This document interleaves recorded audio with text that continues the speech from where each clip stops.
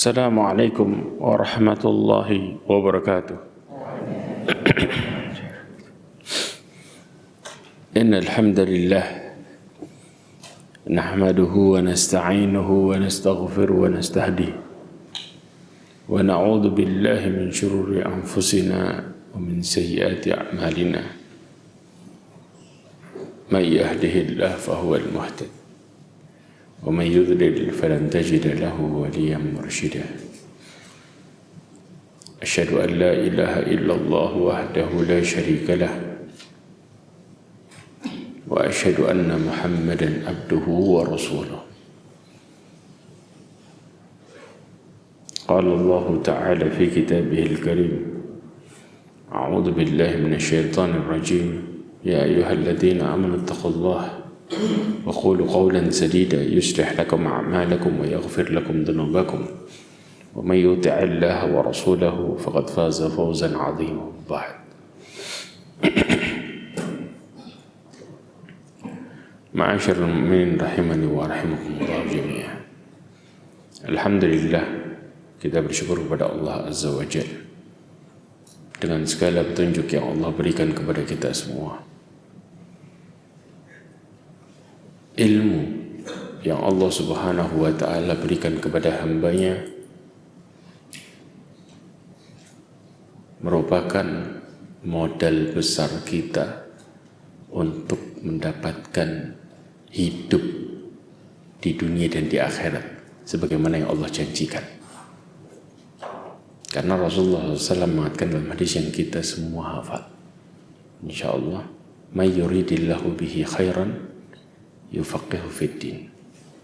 Barang siapa yang Allah kehendaki kepadanya kebaikan, maka orang-orang yang dijauhkan dari ilmu agama, maka mereka dijauhkan dari kebaikan yang sebenarnya. Tapi kita kadang-kadang nggak bingung dan nggak khawatir. Justru kita sering khawatirnya kalau urusan dunia kita bermasalah. Tapi begitu ilmu yang kita sering tuntut mulai kendor, kita nggak bingung, seakan-akan itu bukan sebagai sebuah masalah, padahal itu masalah besar. Karena Allah ketika menginginkan kepada hambanya kebaikan, maka Allah mudahkan dia menuntut ilmu, yufaqihu fiddin. Makanya baik buruknya seseorang tergantung seberapa besar mereka untuk punya kesempatan menuntut ilmu. Dari situlah mereka akan mendapatkan kemudahan hidupnya. Semakin orang mulai kendor nuntut ilmu, maka semakin berat jalan hidupnya menuju kepada keridhaan Allah. Semakin mudah langkah kakinya nuntut ilmu, maka mereka akan semakin mudah jalan hidupnya menuju dunia dan akhirat. Salawat dan salam kepada Nabi Muhammad sallallahu alaihi wasallam, khairul anbiya'i wal mursalin, sebaik nabi dan sebaik rasul. Ma'asyarul mu'minin rahimani wa rahimakumullah. Hubungannya sama yang kita bahas apa? Lapang dada itu gak lepas dari kita belajar untuk nuntut ilmu agama sebaik-baiknya. Karena orang yang mengerti ilmu agama, mereka yang akan mudah buat jadi lapang dada. Sekarang kondisi orang kalau sudah lapang dada itu bagaimana? Sering kadang-kadang kita nasihatin teman dengan mengatakan, coba lapang dada, coba nerima. Kita sering katakan itu kepada teman kita. Tapi pengertiannya dan praktiknya kita jauh dari semua itu. Syekh Abdul Razak Ibn Abdul Muhsin Al-Abbad mengatakan, orang lapang dada itu rasanya bagaimana? Hatinya itu puas, ya, kemudian tenang, ya, hilang rasa ketidaknyamanan dan juga masalah dari hatinya. Antum bisa bayangin betapa nikmatnya hati orang-orang yang mendapatkan seperti ini. Dan dia akan terus-menerus bahagia, ya, di kehidupan yang mulia dan baik.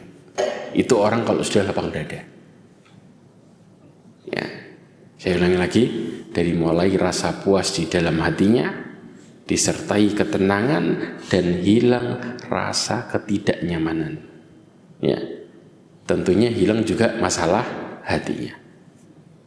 Antum dari mulai gundah, ya, kemudian rasa galau dan semua yang kita rasakan ketidaknyamanan hati semuanya hilang ketika lapang dada terjadi. Ya, serta dia akan terus-menerus bahagia dengan kemuliaan yang Allah kasih dan juga kebaikan yang ada. Nah, makanya Allah Subhanahu wa taala memberikan contoh bagaimana orang itu lapang dada.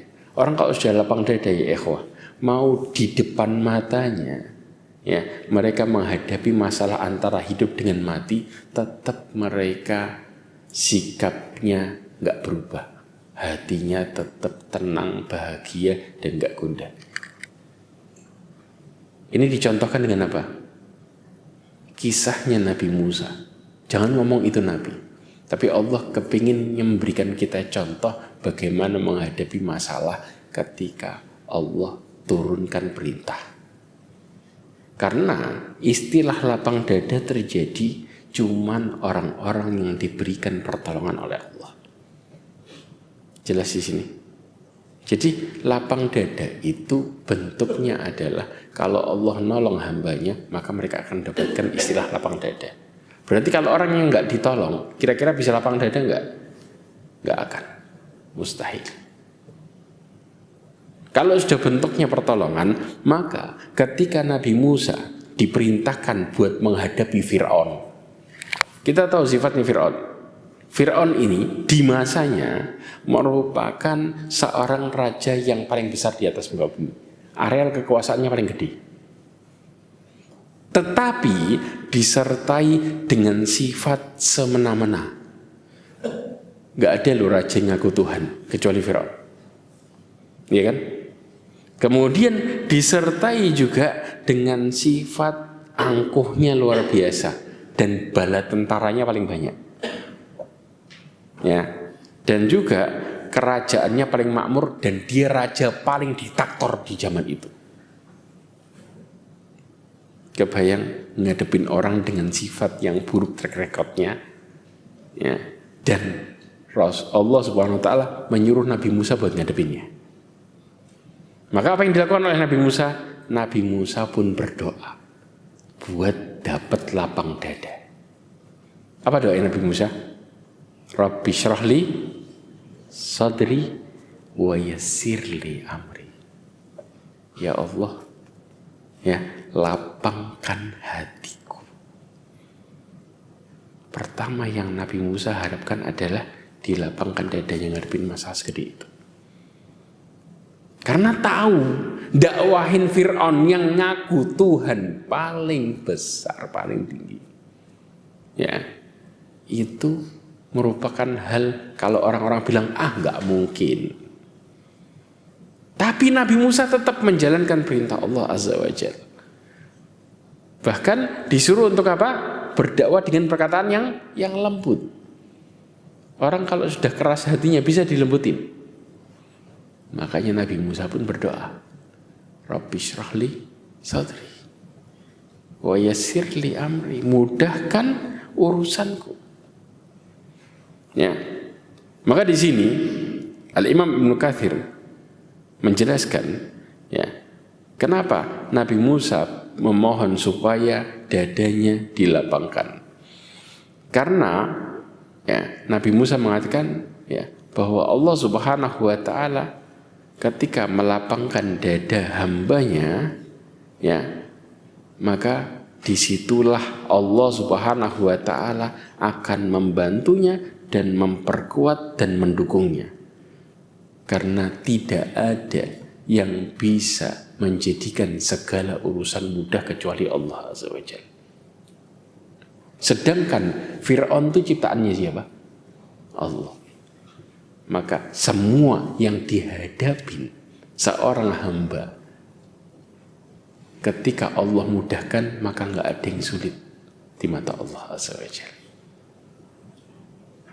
Dan sering kita menjadi orang yang pesimis dan jauh dari lapang dada ketika kita mulai menghadapi sesuatu dengan berusaha sendirian tanpa minta sama Allah. Nabi Musa, ya, gak pernah merasa bahwa dirinya bisa ngadepin Fir'aun atau siapapun. Karena mentang-mentang apa? utusan Allah? Enggak. Dan selalu berdoa. Dan itu yang dilakukan oleh para nabi. Berarti kuncinya apa di sini? Orang yang mendapatkan lapang dada, mereka yang menggantungkan urusannya sama Allah Azza wa Jalla. Kemudian Allah Subhanahu wa taala juga menjelaskan, ya, ada sebuah perkataan Allah kepada Rasulullah SAW di dalam surat Asy-Syarh ayat 1, di mana Allah memberikan kepada Rasulnya apa? Lapang dada untuk menyampaikan apa? Risalah kepada umatnya. Apa ayatnya? Alam nashrah laka sadrak.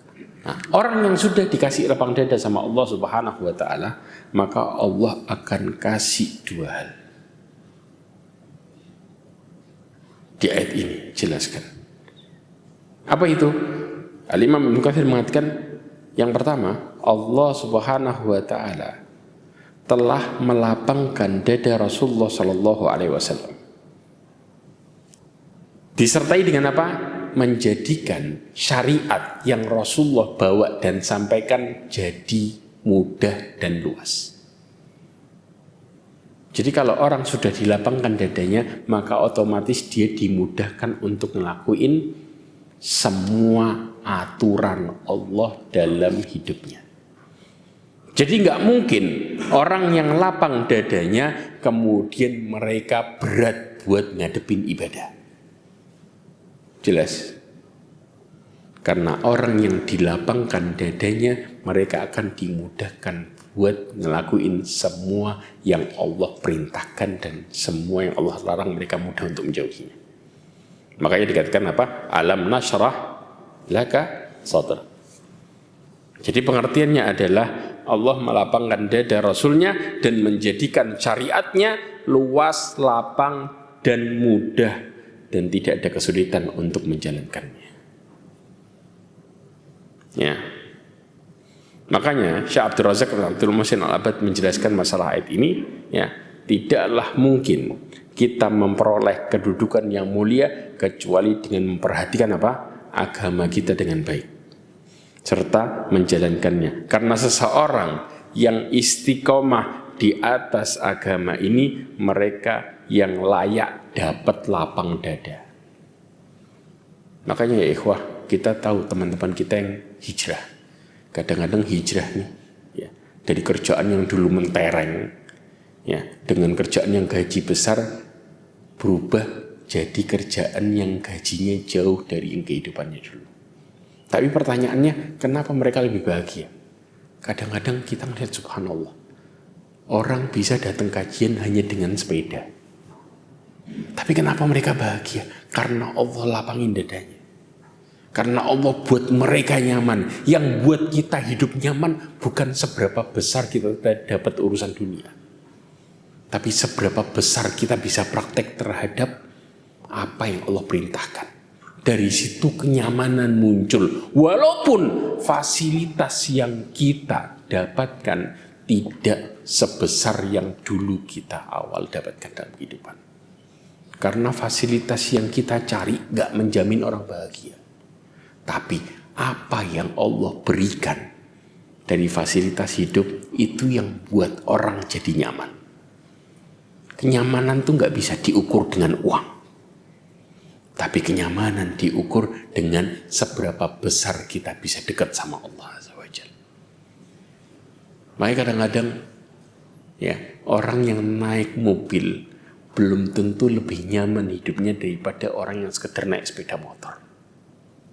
Kenapa?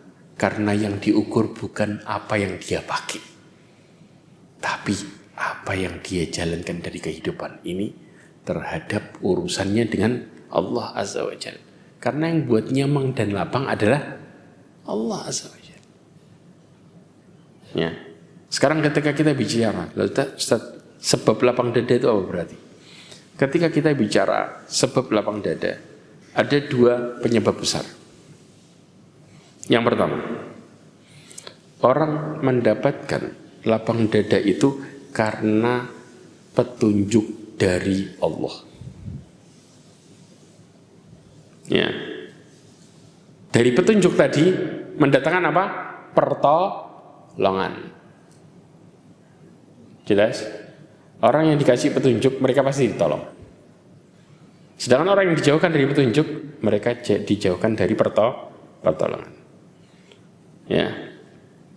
Sebagaimana Allah Subhanahu wa taala berfirman, "Fa'akim wajhaka lidini hanifa." Allah Subhanahu wa taala mengatakan, ya, maka hadapkanlah wajahmu, ya, dengan lurus kepada agama Allah Subhanahu wa taala. Istilah hanifa adalah orang yang cenderung kepada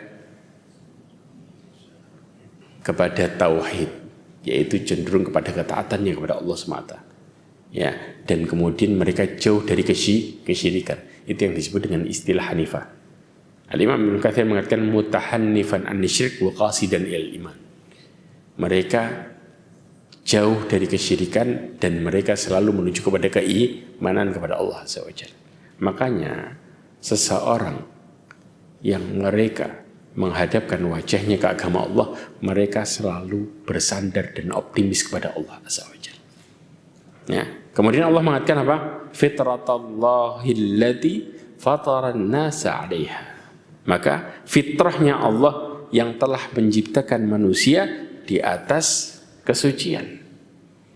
Karena apa yang dimaksud? Al-Imam Abdurrahman ibn Nasir As-Sa'di mengatakan bahwa Allah menjadikan pada manusia itu akal yang cenderung, ya, condong kepada kebaikan, ya, dan juga menganggap buruk semua yang batil. Jadi pada dasarnya manusia itu bisa bedain enggak mana yang baik mana yang buruk?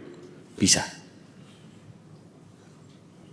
Maka orang-orang yang mereka balik ke agama Allah Azza wa Jalla, maka mereka yakin balik kepada kebaikan.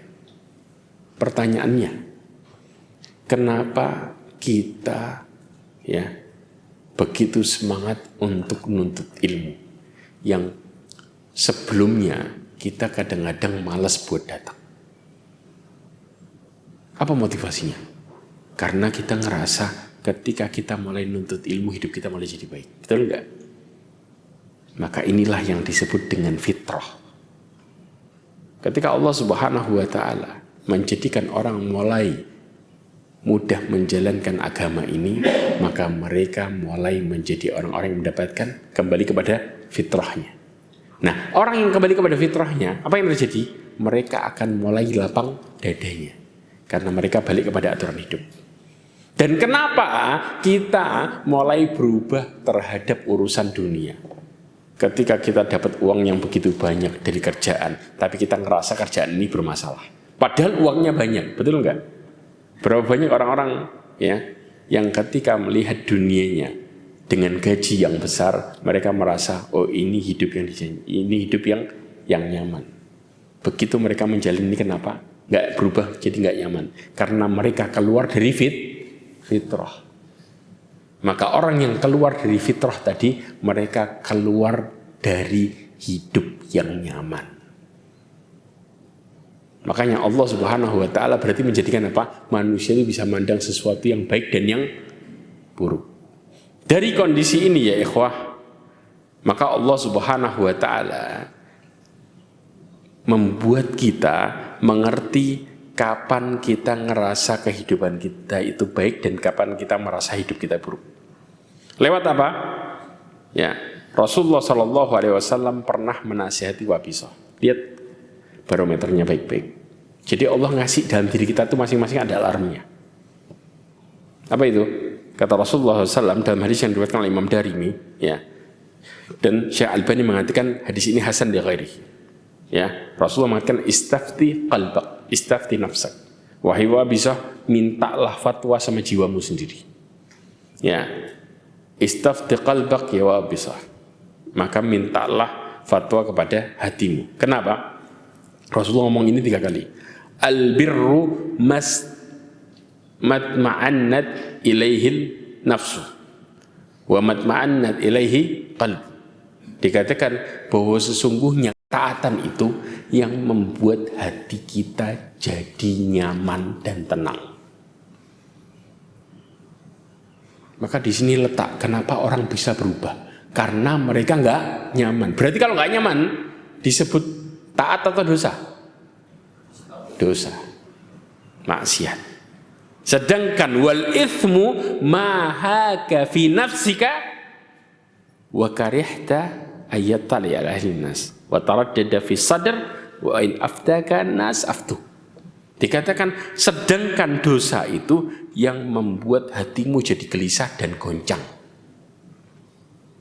Walaupun orang ngasih kamu fatwa apa? Tenang, enggak apa-apa, enak. Betul enggak? Berapa banyak orang ngasih kita motivasi supaya tenang, tapi kita nggak bisa tenang. Karena yang kita sedang melakukan adalah kemaksiatan. Jadi Allah kasih di hati kita. Selama hati kita masih hidup kita bicara ya. Kita nggak bicara hati yang mati. Kalau sudah hati yang mati selesai ya ikhwah. Nggak masuk dalam kategori masalah ini. Tapi kalau hatinya masih hidup, dalam menjalani kita bisa tahu ini benar, ini salah. Karena hati kita respon terhadap kebenaran dan sebuah permasalahan, kesalahan hidup. Ya, antara dosa dengan kebaikan, hati kita tuh bisa respon. Makanya kenapa begitu orang nggak nyaman mereka mengatakan apa? Ini kayaknya ada yang salah. Subhanallah ya. Karena orang yang dilapangkan dadanya, mereka adalah orang-orang yang sensitif secara otomatis terhadap dosa dan kemaksiatan. Karena nggak mungkin orang lapang dada dan Allah kasih petunjuk mereka, kemudian mereka merasa yang dilakukan dosa itu sebagai sebuah kebenaran. Mustahil. Makanya ini motivasi yang buat orang bisa berubah. Merasa yang saya lakukan benar atau salah. Karena hatinya ngasih alarm. Jelas sampai sini? Ini yang disebut dengan apa? Petunjuk dan pertolongan Allah Azza wa Jalla. Ya. Bahkan Ibnu Rajab Al-Hambali mengatakan tentang hadis wabisah. Ini menunjukkan apa kata Ibnu Rajab dalam kitabnya Lataif Jami' Ulum wal Hikam. Ya. Menunjukkan agar kita semua merujuk kepada hati kita ketika ada sesuatu yang meragukan. Kita ragu nih, maka kita tanya sama hati kita. Kalau kita mulai nggak nyaman, maka ada masalah di situ. Antum harus ngecek apakah ini benar atau tidak. Ya. Dan juga apa? Jiwa kita ini ya mengerti benar. Tenang ya dalam menghadapi sebuah kebaikan dan halal. Tapi jiwa kita juga bisa gelisah dan berubah ketika menghadapi dosa dan kemaksiatan. Ini hati. Yang kedua ya ikhwah, yang menjadikan orang lapang dada otomatis apa? Ketika mereka konsisten menjalankan syariat Allah Azza wa Jalla dalam kehidupannya.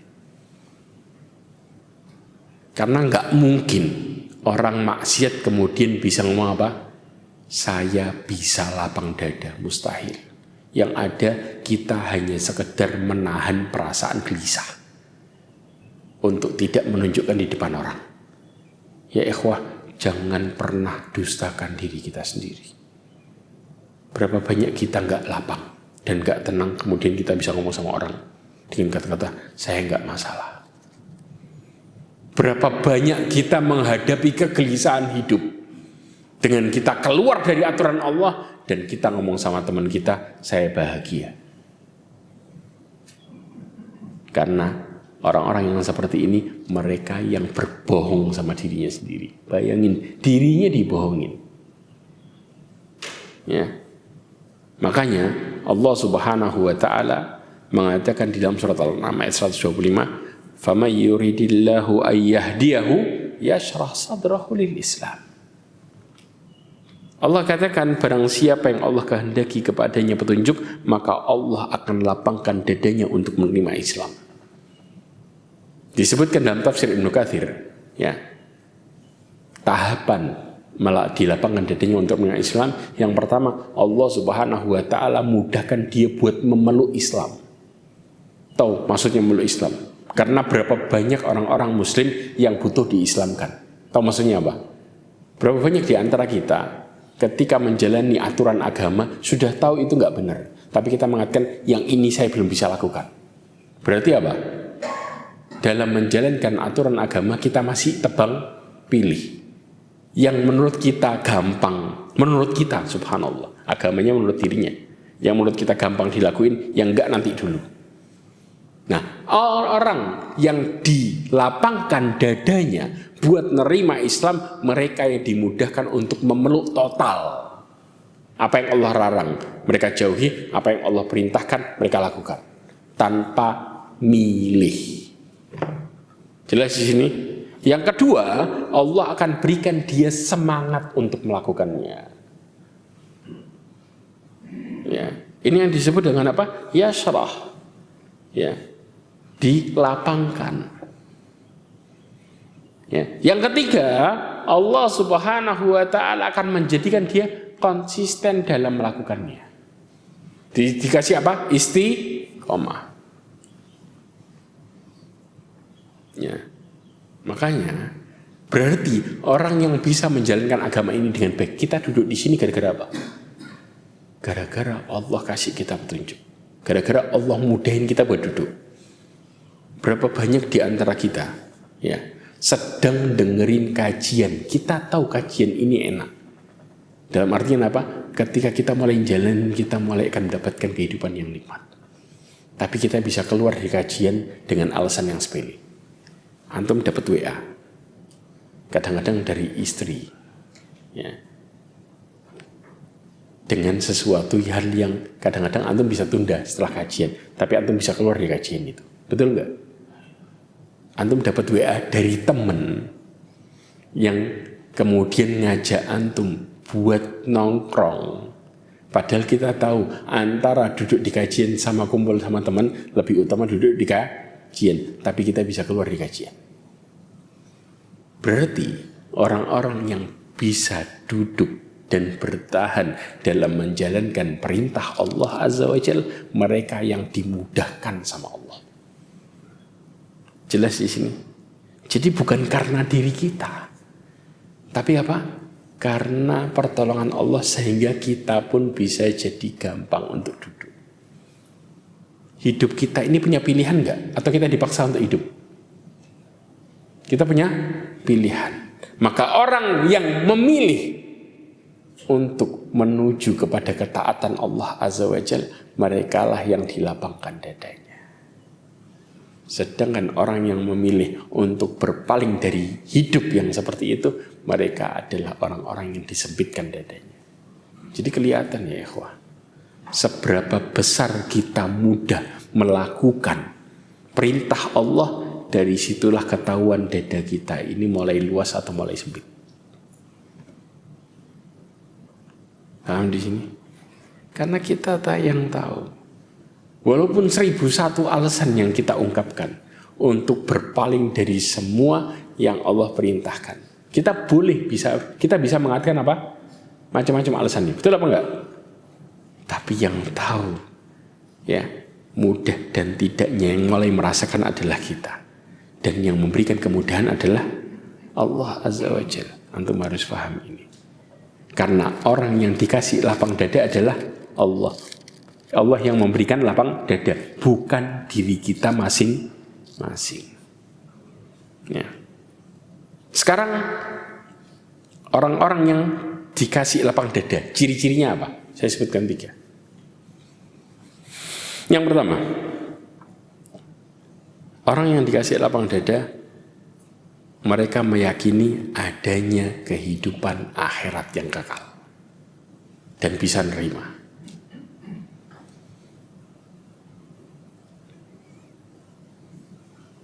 Kenapa bisa seperti ini? Ya ikhwah, berapa banyak orang duduk di majelis ilmu atau melakukan ketaatan kepada Allah dengan niat yang salah? Banyak enggak? Motivasinya apa kadang-kadang? Kita duduk di majelis ilmu, duduk bareng teman. Motivasinya bukan karena Allah, tapi kepingin banyak teman. Yang kedua, kadang-kadang duduk di majelis ilmu karena nggak enak sama yang ngajak. Sering nggak ini? bicaranya bukan karena Allah. Jadi kita banyak singgungan sama ketaatan, motivasinya dunia. Dan orang yang seperti ini, Allah kasih mereka sesuai dengan niatnya. Allah kasih. Allah Subhanahu wa ta'ala gak akan pernah zalim sama hambanya. Ada yang menjadikan akhirat sebagai senjata buat dapetin dunia. Ini yang saya maksud. Dan Allah sebutkan ini di dalam surat Hud ayat 15-16. Perhatikan baik-baik. Allah mengatakan, "Man kana yuridul hayata dunya wa zinataha nuwaffi ilaihim a'malahum fiha wa hum fiha la yubkhasun." Allah katakan, barang siapa yang menghendaki kehidupan dunia dan perhiasannya, maka kami akan membalas mereka dengan apa yang mereka kerjakan di dunia. Ya, dengan sempurna. Dan apa? Dan mereka nggak bakal rugi. Maksudnya, ketika seseorang melakukan kebaikan hidup di dunia dengan niat dunia. Kebaikan hidup ini modelnya apa? Ibadah? Iya. Tapi niatnya buat dunia. Maka Allah kasih balasannya dan mereka nggak bakal dirugikan sama Allah. Dengan balasan tadi. Ya, makanya ya, Abdullah bin Abbas menjelaskan tentang ayat ini dengan mengatakan apa? Sesungguhnya orang-orang ya, biasanya ciri-ciri orang yang mereka menjalankan kebaikan dunianya supaya dapat dunia, mereka ciri-cirinya suka apa? Pamer alias riya. Karena tujuan mereka mendapatkan pengakuan manusia, bukan pengakuan Allah. Faham di sini? Nah, orang-orang yang seperti ini, maka mereka akan diberikan balasan dunia total, benar-benar dengan balasan yang sempurna. Betul enggak? Tapi bagaimana dengan akhiratnya? Dapat pahala? Allah mengatakan enggak bakal. Walakin apa? Apa yang terjadi? Ulaika alladziina laisa lahum fil akhirati illa an-nar. Ya, wa habita ma sana'u fiha wa batalu ma kanu ya'malun. Allah katakan mereka di akhirat tidak mendapatkan kecuali neraka. Dan semua yang mereka lakukan Allah batalkan semua pahalanya. Kenapa? Allah kasih sesuai dengan niatnya. Orang-orang yang seperti ini, ya. Tapi orang yang di lapangan dadanya sebaliknya, bahkan menjalankan, ya, urusan dunianya sama orang karena Allah. Paham? Jadi di balik hidupnya, semua yang dia lakukan dari mulai kerjaan, muamalah, bahkan ibadah, semua total mereka lakukan karena Allah. Karena mereka mengerti bahwa di balik amal ini ada kehidupan kekal yang bakal bales kita terhadap apa yang kita lakukan dari bangun tidur sampai tidur lagi. Tapi sedangkan orang-orang yang salah niat, mereka ketipu. Ngerasa kalau orang sudah kagum sama dia, maka hidupnya semakin gampang. Kalau orang sudah mulai melihat dia jadi orang baik, maka dia akan mendapatkan kemudahan-kemudahan untuk muamalah sama orang dan bakal bahagia hatinya. Betul enggak?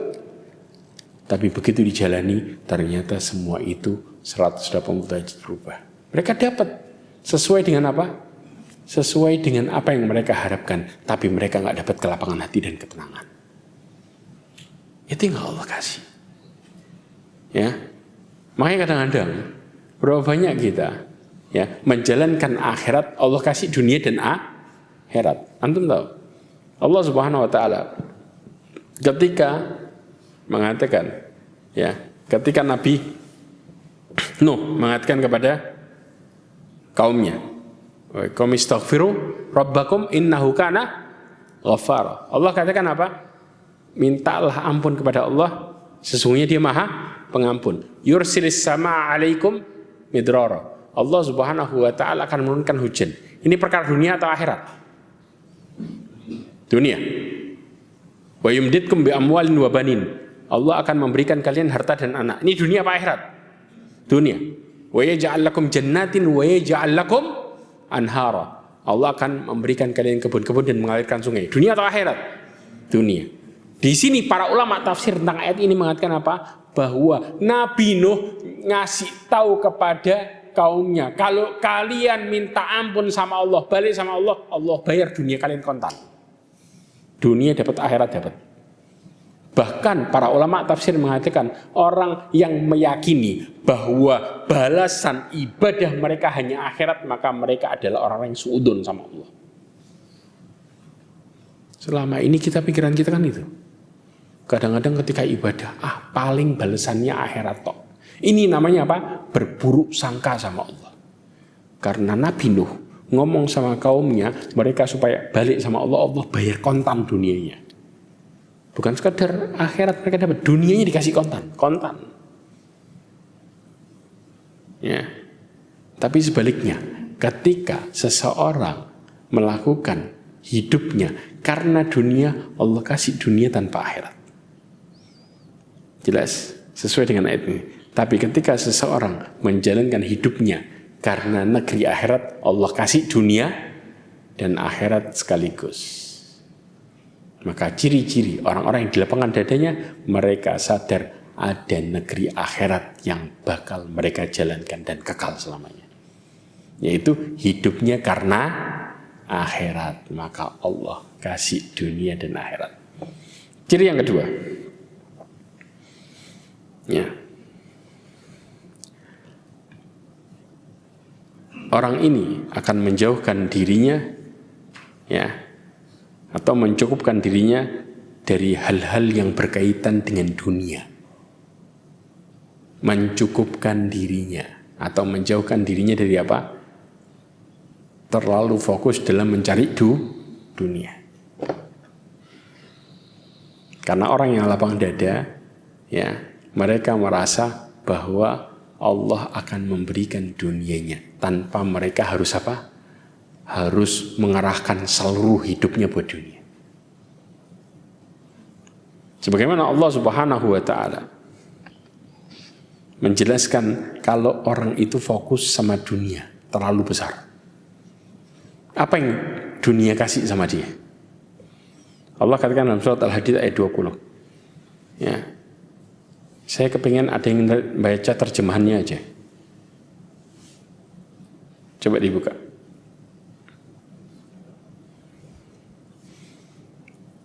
Perhatikan ayat ini perlahan.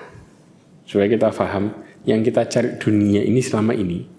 Ya, dunia itu ngasih kita apa sih?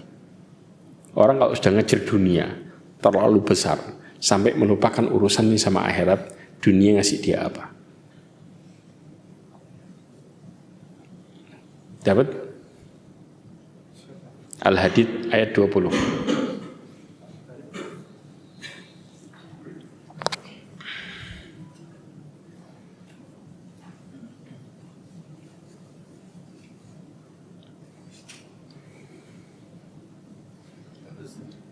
Ya? Iya, betul. Perhatikan baik-baik, Allah gambarkan dunia ini.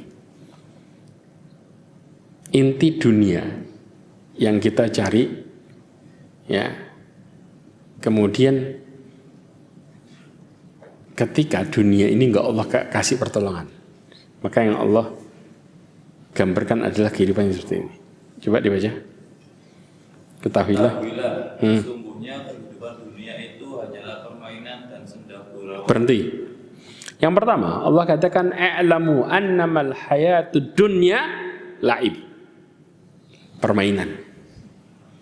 Berapa banyak orang-orang menjalankan urusannya, ya, karena menginginkan keuntungan dunia, mereka kayak orang main apa? Main tipu apa? Pinter-pinteran istilahnya. Betul enggak? Kayak orang mainan. Ya, siapa yang dia lemah dan mudah ketipu, dia yang kena. Siapa yang pinter, ya, bermain, ya, dengan wataknya dan akalnya, mereka yang menang. Betul enggak? Maka disebutkan apa? Permainan. Orang bicara menang kalah. Betul? Permainan bukan? Permainan. Mau bisnis apapun, ya, ketika orang mulai ngukur dengan dunia, maka mereka bukan bicara halal haram. Apa yang mereka lakukan? Antara menang sama Kalah. Mereka nggak berbicara mana halal, mana haram. Satu. Yang kedua apa? Perhiasan. Nah, Allah Subhanahu wa taala katakan walahu wazinah, ya. Yaitu apa? Sesuatu yang melalaikan. Semakin orang kejar dunianya, semakin besar, maka mereka semakin lalai sama urusan akhirat. Betul? Semakin mereka berat buat ibadah. Gara-gara apa? Dunianya masih numpuk. Sekarang saya mau tanya. Ketika kerjaan kita sudah mulai banyak, sedangkan kita dihadapkan sama sholat, apa yang kita pikirin? Jujur. Sampai kita ngaji pun masih gak berubah tuh sifat. Kita mikirin sholatnya atau mikirin kerjaannya? Sholat atau kerjaan? Kita mikirin menghadapkan diri kepada Allah atau mikirin kerjaan? Kerjaan. Sampai kita masih ngaji, sifat ini gak berubah.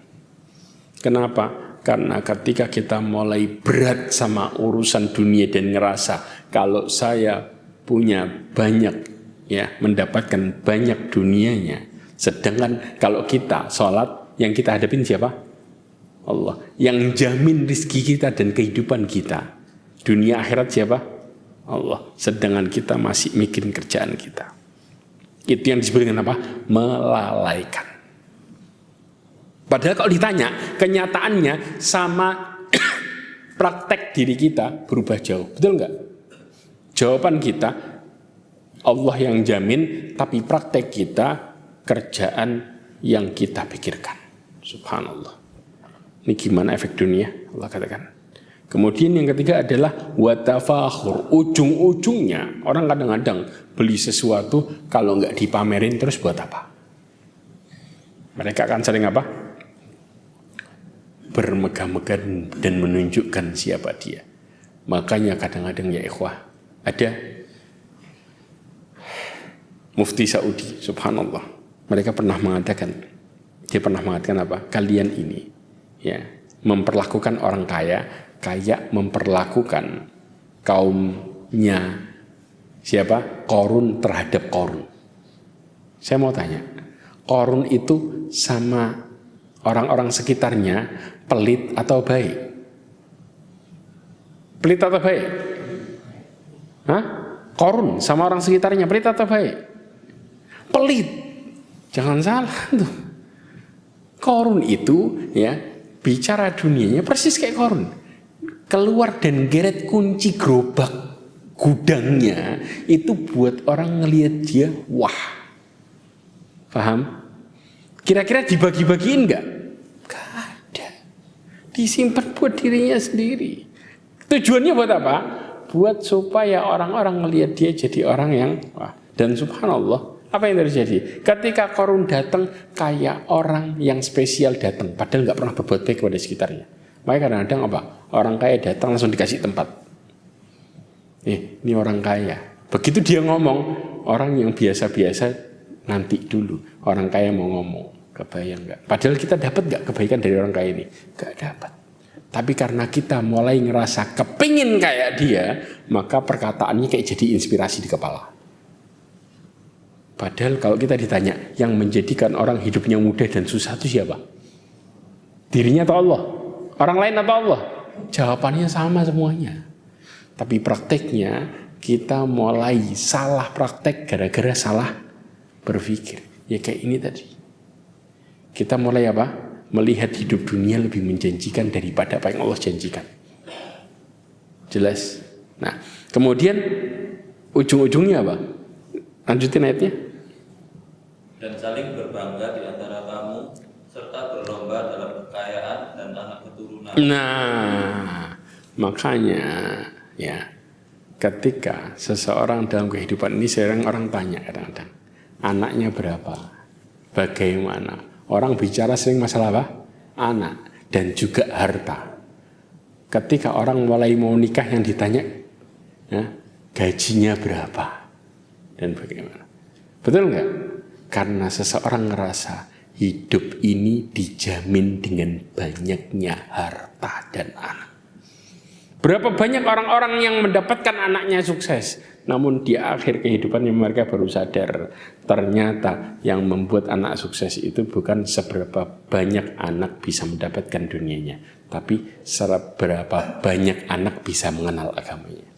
Karena berapa banyak orang-orang tua yang mereka kayak orang tua di panti jompo, walaupun nggak di panti jompo. Dalam artinya apa? Nggak pernah dikunjungin anaknya gara-gara anaknya cuman kenal urusan dunia. Anaknya sama ibunya kenal apa? Sekedar apa? Ngirimin uang tanpa jenguk. Padahal yang dibutuhkan sama orang tua apa? Diperhatikan, bukan masalah harta, tapi diperhatikan secara langsung. Sedangkan pelajaran birrul walidain itu nggak ada di perkara dunia. Adanya di mana? Pelajaran agama. Tapi berapa banyak orang tua berat buat nyekolahin anaknya urusan agama karena bicara nanti masa depannya gimana. Begitu masa depannya sesuai dengan keinginan orang tuanya, sukses dunianya, mereka nggak kenal birrul walidain. Jelas di sini. Nah, orang yang mengenal hidup dunia dengan semua yang Allah sebutkan ini, maka Allah kasih pemisalan. Permisalannya apa? Lanjutin. Seperti hujan yang tanam-tanamannya mengagumkan para petani. Nah, maka ada istilah dunia hijau. Paham? Kenapa hijau? Saya mau tanya, dunia hijau itu di awal atau di akhir? Di awal. Makanya kita sering menghadapi, coba perhatikan baik-baik, ini saya sering ngomongin. Ya. Kita dalam melihat dunia sama akhirat, pandangannya berbeda. Kenapa orang ketika ngelihat kaya mereka senang? Karena kita ini, kalau membicara masalah dunia, kita senang jadi penonton. Paham? Antum melihat orang kaya dengan mobilnya, ya, ngelihat orang kaya dengan apa yang dia punya, senang nggak? Senang kan? Sekarang ketika antum jadi orangnya langsung, senang? Antum akan tanya sama orang kaya gimana hidupnya, mereka akan sebutin 1001 masalahnya dia. Paham? Jadi ketika jadi pelaku belum tentu bahagia sebagaimana antum jadi penonton. Paham? Itu dunia. Tapi ketika kita bicara akhirat, ibadah, antum ketika ngelihat orang malam tahajud, ya, kemudian paginya langsung kerja, kemudian malam istirahat lagi, tahajud lagi, paginya langsung kerja. Kelihatannya enak atau berat? Kelihatan. Enak atau berat? Kalau jadi penonton, enak atau berat? Berat, persis. Tapi kalau jadi pelaku, enak atau berat? Enak. Maka ketika urusan akhirat, jadilah pelaku, jangan penonton. Kalau antum jadi pelaku, antum merasakan ini bahagia dan enak. Tapi kalau orang sekedar jadi penonton, mereka ngerasa berat kayaknya, gak gampang, susah, karena antum sekedar jadi penonton di luar. Tapi kalau dunia, kenapa kita sering ketipu? Karena di awalnya kita jadi penonton dan lihat itu enak, betul nggak? Begitu dijalani, ngejar dunia terus dan lupa sama akhirat, enak apa enggak? Gak enak. Jadi caranya gimana? Maka deketin dunia dengan cari ridho Allah. Antum akan bahagia dunia akhirat. Sebagaimana Rasulullah SAW menjelaskan masalah ini. Ya, kata Rasulullah SAW, ya, man ahabbad dunya adarra bi akhiratihi wa man ahabba akhiratahu adarra bi dunya fa athiru ma yabqa ala ma yafna. Kata Rasulullah, ya, barang siapa yang terlalu cinta sama dunianya, maka dia akan membahayakan akhiratnya. Dan barang siapa yang terlalu cinta sama akhiratnya akan membahayakan dunianya. Dahulukan negeri yang kekal daripada negeri yang fana. Baru kita bisa dapat yang namanya hati lapang. Ya, makanya orang-orang yang lapang ciri-cirinya modelnya kayak gini. Mereka mendahulukan apa? Ketika dihadapkan dengan dunia sama akhirat, mana yang didahulukan? Ketika dihadapkan dengan dunia sama akhirat, mana yang didahulukan? Akhirat dulu didahulukan. Faham? Datang perintah Allah Azza wa Jalla buat ibadah. Mana yang didulukan? Ibadahnya. Tutupnya, tokonya ditutup dulu. Ini orang yang hatinya lapang modelnya kayak gitu. Karena mereka ngerasa bahwa dunia ini sementara dan Allah nyuruh nyari bukan total, tapi sebagian. Ya, jangan jadikan tujuan utama, tapi perantara. Itu orang yang tenang hatinya dan lapang, paham? Kemudian tanaman itu menjadi kering dan terus kamu lihat warnanya kuning, kemudian menjadi hancur. Nah, orang yang ketika ngelihat dunianya hijau tadi, ya, maka dunianya mulai tidak bisa dinikmati. Jadi kering dan hancur. Kapan? Saya mau tanya, yang selama ini orang ngejar dunia, begitu tuanya, akhirnya hasil dunianya buat nutupin masalah tuanya, yaitu apa? Sakit di rumah sakit di atas kasur. Maka dunianya buat bayar hidup akhirnya. Nikmat gak? Habis. Jelas berapa banyak orang habisin uang pensiun dan uang yang mereka kumpulkan hanya untuk nyelesain akhir hidupnya. Habis di atas kasur uangnya habis, dia dicabut nyawanya. Nikmat ya kayak tanaman yang sudah kering hancur persis. Inilah bagaimana hijaunya dunia. Jadi kelihatan hijau di awal tapi hancur di akhir. Kemudian ciri-ciri yang ketiga ya ikhwah adalah menyiapkan diri untuk kematian dan kehidupan setelah mati. Ini orang yang dilapangin dadanya, sifatnya kayak gitu. Kenapa? Karena Allah Subhanahu wa taala menjelaskan dan orang-orang yang di lapangan dadanya mengerti benar ini. Surat Al-Imran ayat 185. Allah katakan apa? Kullu nafsin dha'iqatul maut. Ya.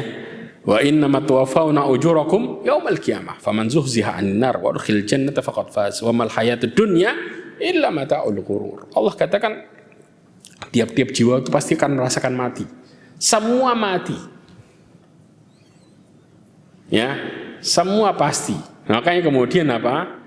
Dan kalian akan disempurnakan apa? Pahala balasannya di hari kiamat. Barang siapa dijauhkan dari api neraka dan dimasukkan dalam surga, mereka adalah orang-orang yang beruntung. Lalu dunianya yang dijalani apa? Sekedar ya perhiasan, kesenangan yang menipu. Dunianya sudah selesai. Bisa bela akhiratnya? Nggak bisa. Kalau dunianya mereka peruntukkan buat dunia, bukan buat akhirat. Ini yang Allah Subhanahu wa taala jelaskan masalah ini. Makanya ya, Rasulullah SAW menggambarkan orang ketika ya lupa sama akhirat. Mereka bicara, saya mau tanya, antara angan-angan kita sama ajal kita mana yang dulu? Angan-angan sama ajal duluan mana? Duluan ajal. Berapa banyak orang dalam hidup angan-angannya masih panjang tapi ajalnya nggak lutut? Betul nggak? Iya. Sedangkan orang yang dikasih lapang dada, mereka selalu berpikir tentang ajal. Makanya kalau bicara hari esok mereka mengatakan apa? Insya Allah. Maka mereka berpikir kenapa? Belum tentu saya masih bisa hidup tahun besok. Maka mereka selalu mempersiapkan ajalnya tiap hari. Tiap hari. Ini orang yang dikasih lapang dada, mereka akan berpikir kayak gini. Karena mereka tahu bahwa hidup ini ada matinya. Bukan hidup terus. Ya. Makanya Rasulullah SAW menggambarkan dalam hadisnya, ya, yang diriwayatkan oleh Imam Bukhari, kata Rasulullah SAW, khatta murabba'an wa khatta fil wasd. Rasulullah SAW ya menggambarkan, ngasih gambaran itu kayak persegi 4. Kemudian di tengah-tengahnya Rasulullah gambar garis. Jelas? Ya. Kemudian setelah itu apa yang terjadi? Wa khatta khututan sighar ila hadzal ladzi fil wasat min janibihi alladzi fil wasat wa qala hadzal insan wa hadza ajaluhu muhita bihi. Kemudian Rasulullah SAW menggambarkan garis. Garisnya gimana ya ikhwah? Garis yang digambarkan sama Rasulullah. Ini kan ada persegi 4. Kemudian ada garis. Ya. Garis yang di persegi 4 itu kehidupan manusia persegi 4-nya. Akhir garis yang di atas itu ajalnya. Sedangkan Rasulullah menggambarkan garisnya, ada garis yang lewat dari garis yang di persegi. Ini kan persegi. Jelas ini garisnya. Ada garis yang lebih. Di perseginya tadi itu merupakan kehidupannya orang. Ada mulai hidup, ada penutupnya yaitu kematian. Maka ketika Rasulullah menggambarkan ini, maka kemudian Rasulullah juga mengatakan wa hadzal ladzi huwa kharijun amaluhu. Yang keluar garisnya dari kotak itu adalah harapannya, impiannya. Berarti orang suka bermimpi lebih dari ajalnya. Jelas. Dia nggak sadar. Makanya yang suka bermimpi kadang-kadang apa? Kepingin ya dunianya panjang umur, banyak harta. Ini kadang-kadang anak muda atau orang tua juga ikut. Orang tua ikut. Sampai Rasulullah katakan apa? Kata Rasulullah, qalbun syekh syabun ala hubbitsnain. Ada seseorang yang fisiknya itu tua, tapi hatinya ngerasa masih muda.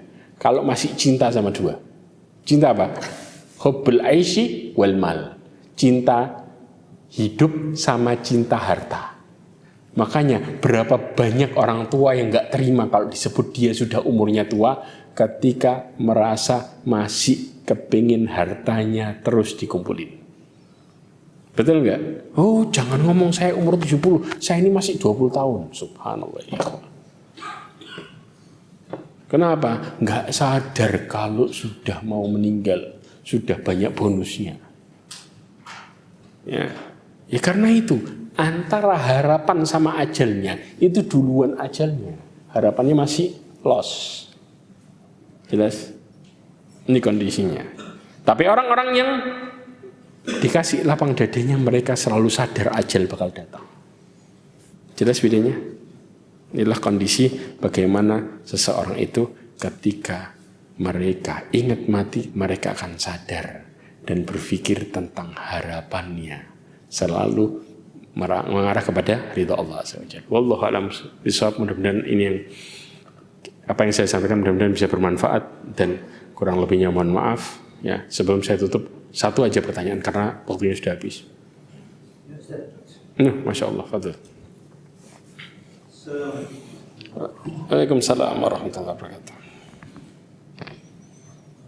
Mengenai cinta terhadap dunia, Allah mengatakan di surat Al-Imran 14 sampai 15. Itu ada solusi dari Allah yang maha berbuat bahwa mereka menawarkan akhirat, surga-surga, istri-istri atau pasangan-pasangan, bidadari. Terus? Solusinya apa yang selanjutnya? Allah SWT betul.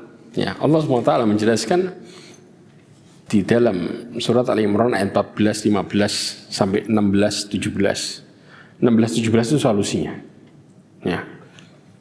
Di ayat 14 Allah gambarkan tentang dihiasi manusia itu terhadap kecintaannya kepada dari mulai wanita, anak, kemudian tunggangan, terus kemudian tentang perhiasan emas, perak, dan kemudian binatang ternak dan lainnya. Bicara masalah dunia secara umum. Kemudian Allah katakan semua itu adalah perhiasan dunia, dan Allah SWT memiliki yang jauh lebih baik daripada itu. Kemudian Allah juga mengatakan tentang yang lebih baik daripada itu adalah orang-orang yang bertakwa.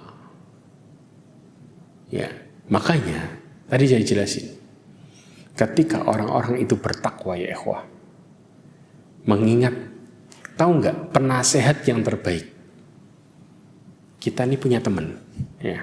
Abu Darda itu pernah menjelaskan, kata-katanya simpel, tapi masuk ke dalam luar biasa. Mencakup banyak hal di situ. Kita punya teman kadang-kadang tanya, gimana sih caranya supaya kita bisa ibadahnya gampang? Gimana sih caranya supaya deketin Allah gampang? Kayaknya kok berat banget. Ada sebuah nasihat yang paling gampang dan simpel. Coba kita ngomong sama teman kita. Coba pikirkan, kalau besok mati gimana? Kata-katanya cuma satu pertanyaannya.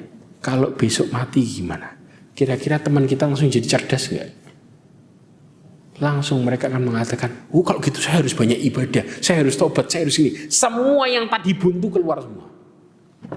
Karena Abu Darda mengatakan, kafa bil mauti wa'idhan. Cukuplah kematian itu sebagai penasehat.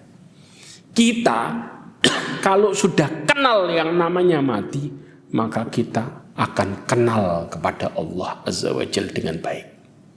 Karena kita tahu apa yang terjadi setelah kematian. Bagaimana orang bisa bertakwa? Orang yang bertakwa itu kenal bahwa dunia ini sementara. Makanya mereka mulai bisa kepingin deketin Allah Azza wa Jalla. Karena kenal yang namanya mati. Makanya Rasulullah SAW menggambarkan di dalam hadisnya tentang orang yang kemudian kenal mati, kemudian ngadepin masalah dunia. Semua jadi gampang. Kata Rasulullah SAW, akfiru dzikr hadamil ladzat. Perhatikan dalam hadis yang diriwayatkan Imam Tabrani dan Imam Hakim, ya, perbanyaklah mengingat kematian. Saya ingin bahas dari sisi ini. Karena kalau bicara kita orang yang bertakwa, pembahasannya banyak, kita kadang-kadang bingung. Saya buat kita berpikir paling gampang. Ingat mati. Kenapa? Kata Rasulullah SAW, فَإِنَّهُ لَمْ يَذْكُرْهُ أَحَدٌ فِي ذِكْرِ الْعِيشِ إِلَّا وَسَعَ عَلَيْهِ.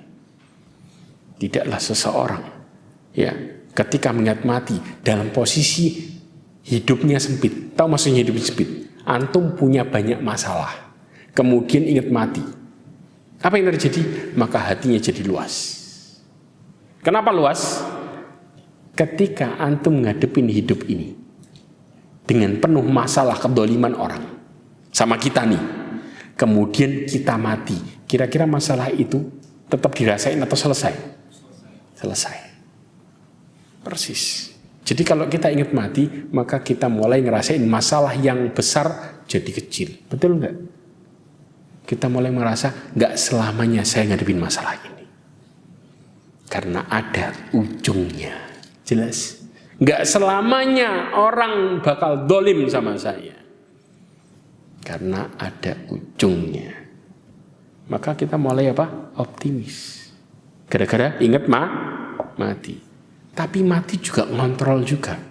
Kata Rasulullah, wala dzakarahu fi sa'atin illa dhayyaqaha alaihi. Dan tidaklah seseorang mengingat mati pada waktu dia lagi lapang, senang, mudah, kecuali ingat mati bakal ngontrol dia, nyempitin. Kenapa? Jangan senang terlalu besar. Ingat Allah yang ngasih semuanya. Setelah ingat mati, jelas di sini. Jadi kalau kita bicara balik sama Allah, paling gampang nasihatnya adalah ingat mati. Makanya Abu Darda mengatakan kafa bil mauti wa'idun wa dahrun mufarraqa. Cukuplah kematian sebagai penasihat yang terbaik buat kita. Ya, dan pemisah kehidupan antara dunia sama akhirat. Kata Abu Darda, al-yaumi fid dur wa ghadan fil kubur. Ingat, bisa jadi hari ini kita di rumah. Hari ini kita masih kumpul. Besok sudah di kuburan. Gak ada yang tahu. Makanya sering kadang-kadang kita takziah ke teman, baru tadi kajian bareng. Betul enggak? Kadang-kadang kita dengerin ustadz, baru nyampein malamnya sudah dapat kabar dia meninggal. Betul enggak ini? Ya. Makanya ya ikhwah, kita bicara takwa, ingat hidup ini ada ujungnya. Maka kita akan tahu kita harus ngapain. Dan kita akan jadi orang yang cerdas sebenarnya. Ya. Paham insyaallah? Wallahu a'lam bishawab. Mudah-mudahan apa yang kita pelajari hari ini menjadikan kita semakin bertakwa kepada Allah Azza wa Jalla. Mudah-mudahan Allah Subhanahu wa Ta'ala berikan petunjuk kepada kita semua. Mudah-mudahan hati kita di lapangan untuk mudah menjalankan kehidupan ini dalam kehidupan dunia dan akhirat, dan mudah-mudahan Allah jauhkan kita dari kesyirikan, serta mudah-mudahan Allah tutup hidup kita semua dengan husnul khatimah. Subhanakallahumma bihamdika asyhadu an la ilaha illa anta astaghfiruka wa atubu ilaik wa akhiru da'wana alhamdulillah. Assalamualaikum warahmatullahi wabarakatuh.